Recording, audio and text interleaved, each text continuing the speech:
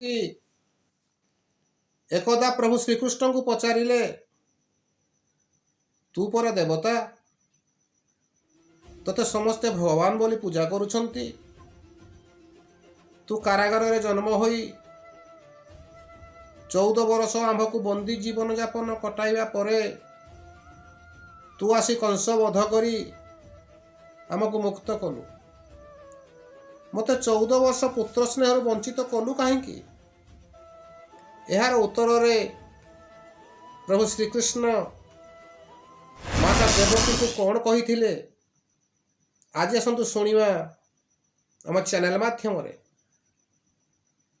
कृष्ण कहिले हे माता देवकी आपण हेउछंती त्रेतया जुगर सूर्यवंशी राजा दशरथंकर मध्यमा तथा आदरणीय राणी कैकेयी से जन्म रे आपण आपणक सपतणी माता देवी कौशल्यांकर पुत्र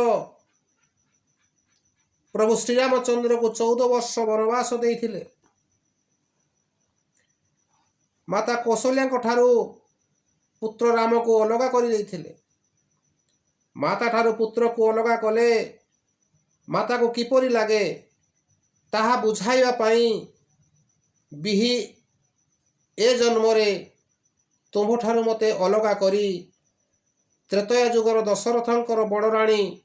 जे कि ए जुगरे गोपपुर रे जशोदा होई जन्मी थिले तांको पाखरे मते छाड़ी थिले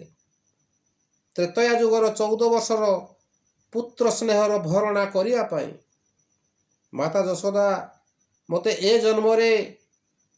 त्रेतार से 14 वर्षर वात्सल्य ममता सुधमूल सहकारे देइछंती त्रेतया जुगर आपण से कुकर्म पाई आपण ए जन्म रे पुत्रर विरहदश भोग कल 14 वर्ष पाई जहा कि माता कौशल्या त्रेतया जुगर भोगी थिले बिना कारण रे से 14 वर्षर पुत्र विरहर दुख को लाघव करिया पाई मु माता जशोदा को पाई पुत्र सुख देइथिली से मते जन्म न करी मध्य पुत्र सुख पाई पारिथिले एहा ही तो हेउछि नियतिर खेल जेमिति कर्म करिवो सेमिति फल पाइबो। आज्ञा जदि आपनको भिडियोटी भल लागिला तबे जय श्री कृष्ण।